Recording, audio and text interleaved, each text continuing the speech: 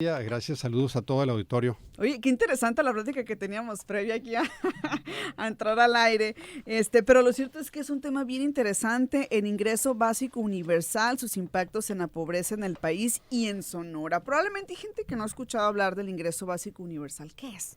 Bien, esta idea pudiera parecer radical, pero no es nueva. Es una idea que data desde hace 500 años en Inglaterra. Tiene un nombre muy latino, español de hecho, pero fue en Inglaterra. Juan Vives Ajá. propuso lo que le llamaron una renta mínima, es decir, un ingreso mínimo para todos. Y esto reduciría la pobreza, orientada pues, sobre todo a protección social de los pobres, a través sobre todo de trabajos dignos que garantizaran la subsistencia y la dignidad. Ujú. Y esto es algo que no es nuevo, ¿no? Insisto, pero hasta hace apenas alrededor de 15, 20 años, en este milenio se empieza a implementar, ahí hay experimentos en Finlandia, en Inglaterra, incluso en algunos países, un par de países árabes, lo están implementando.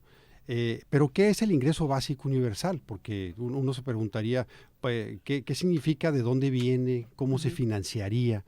Y se piensa pues como una medida muy radical para combatir la pobreza.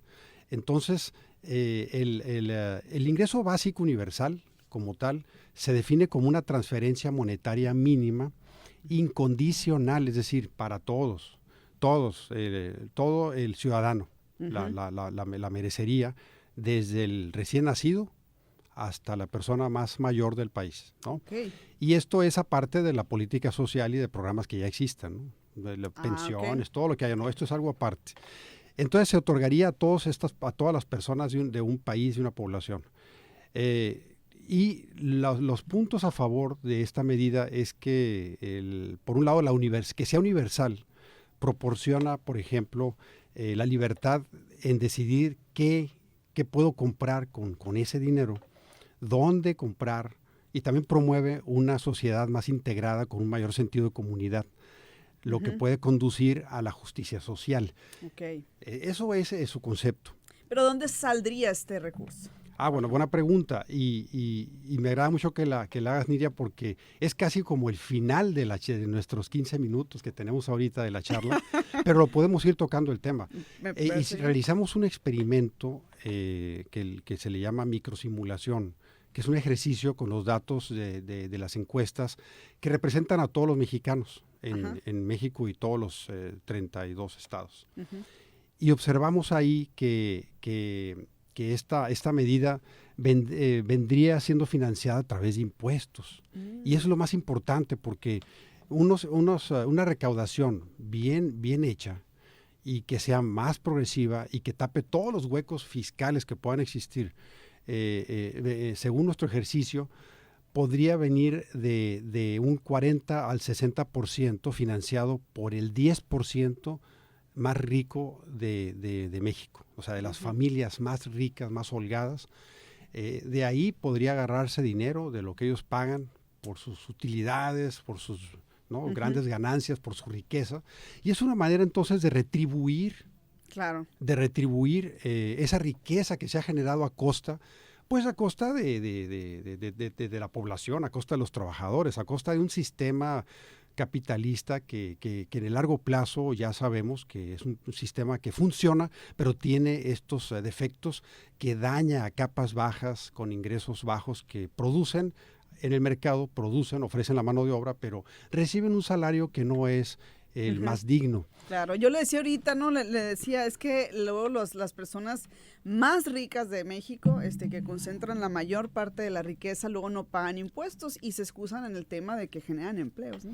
Claro, ahora, Ujú. uno de los puntos a favor también muy Sí. importante es que en países en desarrollo, en donde su sector informal es más grande, este tipo de transferencia, de apoyo, permitiría incluso formalizar la economía, porque regularía también las fuerzas del mercado de trabajo. Ujú. O sea, la Eh, idea es que paguemos impuestos y que después nos retribuyan con este ingreso básico universal.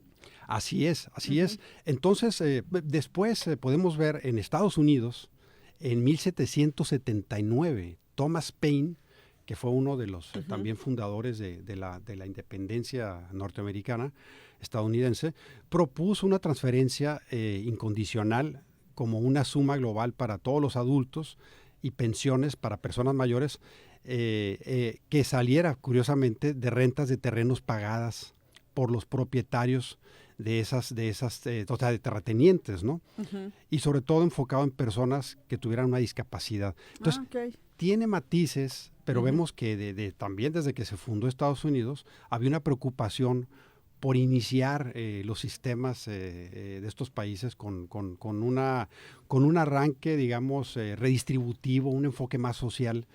Entonces no es tan radical como parece, porque parece radical cuando se contabiliza su financiamiento. Entonces hay que verlo como no solo una política, sino una política social de familia que están vinculadas estrechamente y que van a garantizar un nivel mínimo de ingresos para todas las personas.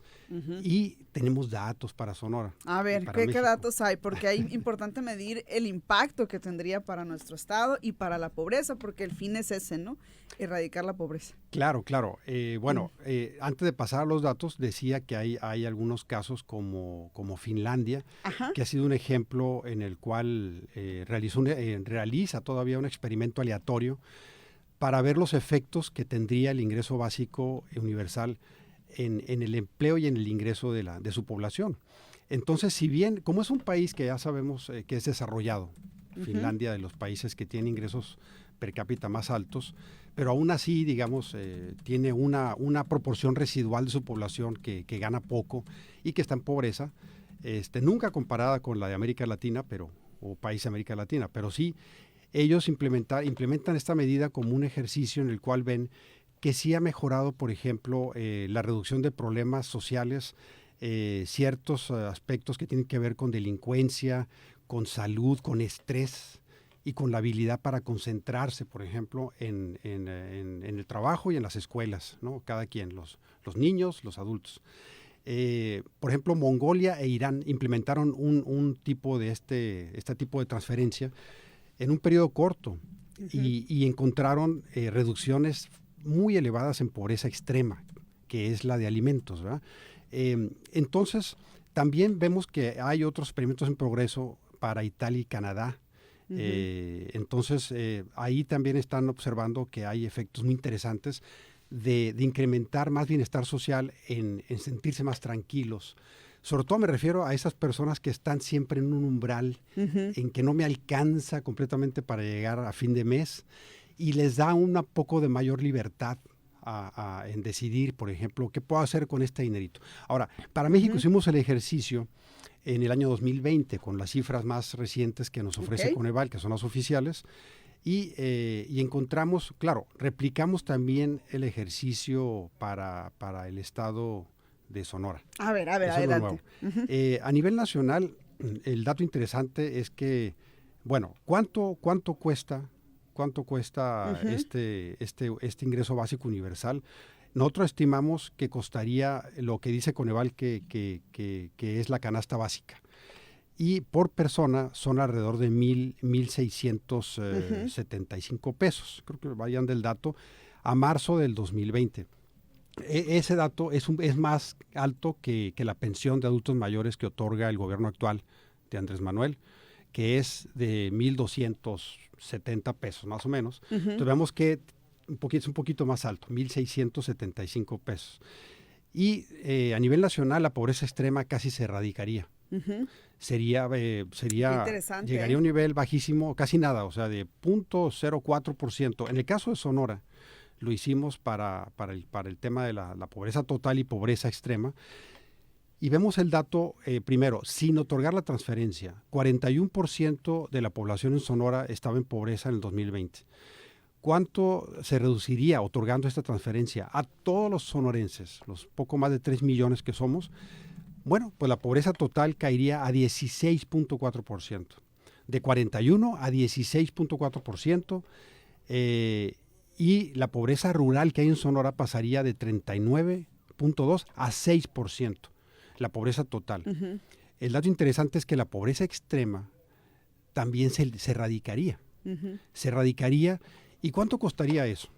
¿Cuánto costaría? ¿Cuánto costaría? Bueno, a nivel nacional costaría, es un dato muy cercano a otro experto, a un experto del Colegio de México, que es Julio Volvinic. El doctor Volvinic le calculó alrededor de 11 puntos del PIB, costaría esta medida a nivel nacional. Nosotros lo calculamos a nivel nacional en 10.7, o sea, casi lo mismo. Y para Sonora sería un costo del PIB del estado un poco menor. Sería alrededor de 7 a 8 puntos del PIB. No es poco, pero bueno, es un dato que habría que ver la manera entonces de empezar a financiar una política social que, ¿por qué no? Que girase en torno a estas medidas. A ver, ¿este ingreso básico universal es un proyecto, es una iniciativa, es algo que pudiese ser una realidad o qué faltaría para que se concretara? Bueno, como comentamos ahorita, esta medida tiene sus grandes ventajas, más que desventajas. Y precisamente tiene que ver con esto de cómo financiarlo. Entonces, en los países más desarrollados, en donde tienen coberturas muy elevadas de programas sociales, de seguridad social, no es que no lo necesiten. Es algo que se plantea como una necesidad social para dar más estabilidad emocional, mental. Claro. Y entonces, y no es nomás el hecho de como de regalar dinero, porque es como se ve, pareciera que vamos a regalar y tirar el dinero. No, es una manera de retribuir en un sistema capitalista en el cual se mueve por la tasa de ganancia. Las empresas se mueven por la tasa de ganancia y a través del tiempo sus grandes ganancias las han acumulado pues a costa de la población. Eso es una realidad, ya se sabe. Entonces es una manera de retribuir. Por lo tanto, podría venir, y es como lo han hecho en países desarrollados, a los ejercicios de los más ricos. Impuestos a la propiedad, impuestos a su riqueza, a su stock de capital, a sus utilidades. Y en México al menos el ejercicio que hicimos, 40% vendría de ese 10% más alto. Y no es algo como que uno quiera lastimar a las empresas, no, es algo que incluso les va a beneficiar porque va a fortalecer el mercado interno. Estos dineros se van a devolverse. Y circulan, pues, va a circular. ¿no? Claro. No, de otra manera lo tienen ellos ahí, guardadito, ¿no? Entonces, es toda una discusión. Todos, ¿no? Claro, hay un beneficio global, general. Perfecto. Ese es el ingreso básico universal. Es un tema muy interesante. Claro, que bueno, ¿cuánto cuesta en países desarrollados? Allá puede estarles costando hasta desde 20 hasta 30 puntos de su PIB, porque son países con más costos, es más caro el costo de vida. Pero bueno, están haciendo ejercicios, siguen haciéndolos y eso sería la noticia, ¿no? Muy bien, pues muchísimas gracias, un tema muy interesante. Le agradecemos al doctor en Economía e investigador del CIAD, Luis Huesca Reynoso, que como cada mañana nos acompañó el tema de hoy, el ingreso básico universal. Muchas gracias, doctor.